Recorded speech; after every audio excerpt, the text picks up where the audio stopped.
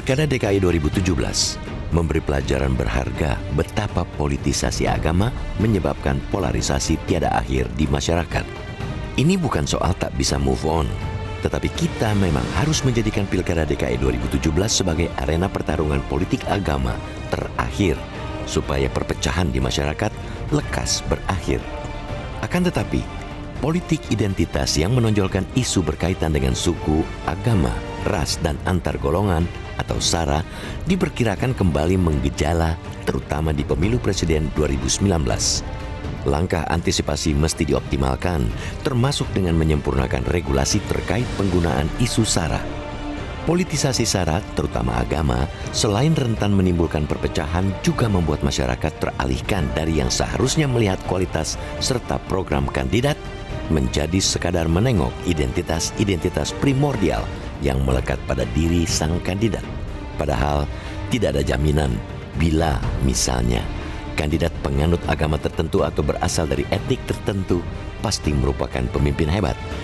Meminjam kritik antropolog budaya Sumanto Al-Qurtubi dalam satu diskusi di Jakarta kemarin, toh ketika Jakarta dipimpin orang yang menang karena politisasi agama, sungainya malah menebarkan bau busuk dan Tanah Abang semeraut dengan pedagang kaki lima. Baik secara terselubung ataupun terbuka, bahkan sejak menjelang Pilpres 2019 pun dalil-dalil agama masih sering dipolitisasi untuk menembak lawan politik. Itu sesungguhnya bertentangan dengan aturan perundang-undangan. Aturan menggariskan larangan menggunakan isu SARA dalam kontestasi politik. Politisasi agama digemari karena ia cara paling praktis, murah, dan gampang untuk merebut emosi dan simpati rakyat, tetapi rasionalitasnya diragukan. Kandidat juga enggak perlu hebat-hebat amat. Yang penting didukung tokoh-tokoh agama yang siap menjajakan ayat dan fatwa untuk kepentingan politik. Seorang kandidat bisa terpilih. Atau bila piawai mencitrakan diri sebagai penganut agama yang taat, kandidat bisa merebut kekuasaan. Selama ini regulasi mengenai SARA di pemilu diatur dalam Undang-Undang Nomor 7 Tahun 2017 tentang Pemilu. Pasal 280 menggariskan pelaksana, peserta, dan tim kampanye dilarang menghina seseorang, agama, suku, ras, golongan, calon, dan atau peserta pemilu yang lain. Mereka diharapkan pula menghasut dan mengadu domba. Bilai tersebut dinilai tidak cukup untuk menjadi tameng menindak politisasi SARA, terutama politisasi agama. Itu karena tidak ada kriteria jelas dan tegas. Juga belum ada definisi tentang yang dimaksud dengan politisasi agama.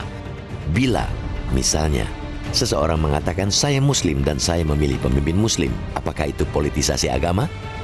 Apakah ketika perkataan itu disampaikan di ruang publik itu bisa dikategorikan politisasi agama? Itulah sebabnya pekan lalu Badan Pengawas Pemilu meminta Komisi Pemilihan Umum menetapkan definisi tentang politisasi SARA. Tujuannya tidak lain supaya Bawaslu lebih mudah mengawasi dan menindak politisasi SARA.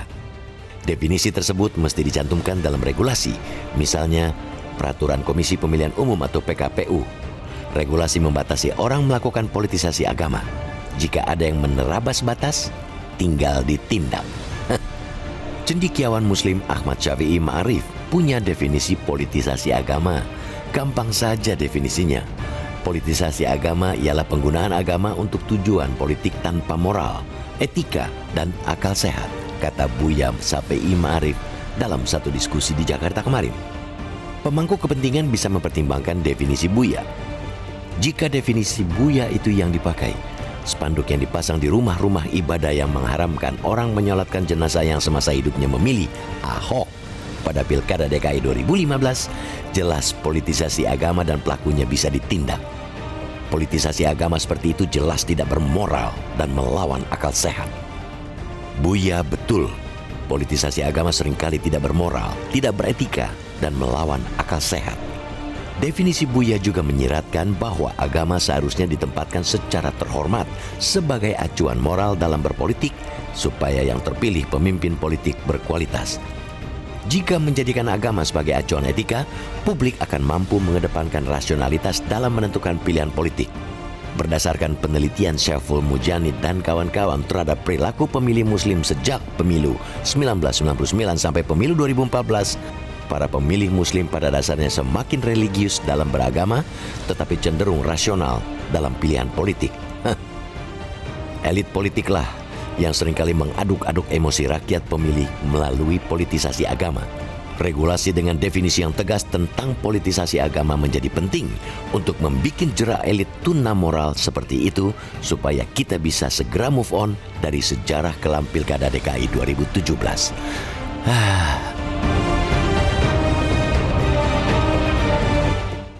Terima kasih pemirsa, Anda masih bersama kami. Kita saat ini telah terhubung dengan anggota Badan Pengawas Pemilu atau Bawaslu, Ratna Dewi Petalolo. Bu Dewi, selamat pagi. Pagi. Bu Dewi, kita berharap tidak ada politisasi agama, tapi sepanjang yang kita tahu bahwa Bawaslu meminta agar ada definisi jelas apa yang disebut dengan politisasi agama atau SARA secara keseluruhan, sehingga bisa menindak siapapun yang melanggarnya. Pertanyaannya, Bu Dewi, kalau di pemilu tahun depan, itu ada orang mengatakan atau menganjurkan bahwa kalau Anda beragama tertentu, Anda harus memilih pemimpin yang seagama. Itu termasuk tindakan politisasi agama yang bisa ditindak berdasarkan aturan yang ada sekarang atau tidak, Bu? Halo? Ya, Mas. Oke. Iya, bagaimana Bu Dewi?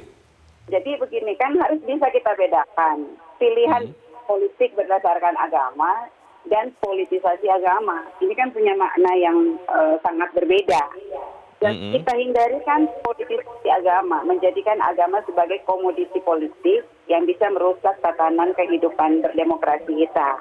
Betul. Nah, alhamdulillah sebenarnya, Mas, di Pilkada 2018, Bawaslu telah melakukan gerakan-gerakan yang kemudian bisa meredam, dan bahkan dalam data yang kami miliki, dari 3.657 pelanggaran selama Pilkada 2018, tidak ada satupun pelanggaran terhadap politisasi agama.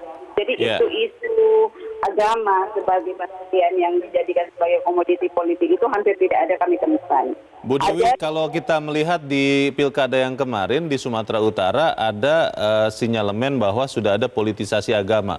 Itu tidak ada penindakan karena memang tidak ada aturan yang menurut Bawaslu dilanggar, atau memang karena Bawaslu tidak mau menindaknya, Bu? Kami sangat konsen terhadap ini. Makanya pada awal akan dilakukannya pelaksanaan Pilkada 2018, kami melakukan gerakan yang sangat masif ya, sampai pada tingkat kabupaten kota untuk melakukan yang namanya gerakan tolak politisasi agama bersama dengan masyarakat. Dan kami anggap itu program yang berhasil. Nah, terhadap terjadi Sumatera Utara, ketika itu muncul, kami cepat melakukan tindakan pencegahan. Kami bekerja sama dengan masyarakat, dengan pengurus masjid, karena waktu itu kasusnya terjadi di Sumatera Utara berkaitan dengan gerakan yang dimulai dari masjid. Kemudian kami juga bekerjasama dengan kepolisian, dan kemudian beberapa spanduk baliho yang itu diturunkan. Dan ini memang menjadi konsen kami melakukan pencegahan. Karena sampai hari ini, kalau kita membaca Undang-Undang 10 maupun Undang-Undang 7 2017, definisi tentang apa yang dimaksud dengan politisasi agama itu tidak ada. Tapi pengaturan bahwa tidak boleh melakukan penghinaan terhadap suku, agama, ras, itu jelas diatur dalam Undang-Undang 7. Nah, seperti pertanyaan Mas tadi, apakah ketika ada orang mengajak untuk memilih pada agama tertentu itu bukan menjadi kategori dari politisasi agama? Sekali lagi saya kembali pada pernyataan saya di awal. Pilihan politik berdasarkan agama itu kan menjadi pilihan yang dibolehkan. Itulah asas bebas yang dianut dalam asas pemilu. Ya, tetapi mendelegitimasi pilihan orang lain berdasarkan agama atau pilihan apa? Bu Dewi, kalau kita melihat di tahun lalu di Pilkada Jakarta, itu beredar spanduk bahwa kalau ada yang memilih Ahok waktu itu, maka jenazahnya tidak akan disolatkan. Ini salah satu bentuk yang sangat ekstrim tahun lalu. Kalau tahun depan masih ada hal seperti ini, walaupun mungkin konteksnya berbeda, itu akan ditindak oleh Bawaslu spanduknya dan pemasangnya, atau memang belum punya dasar hukumnya, Bu? Iya, jadi inilah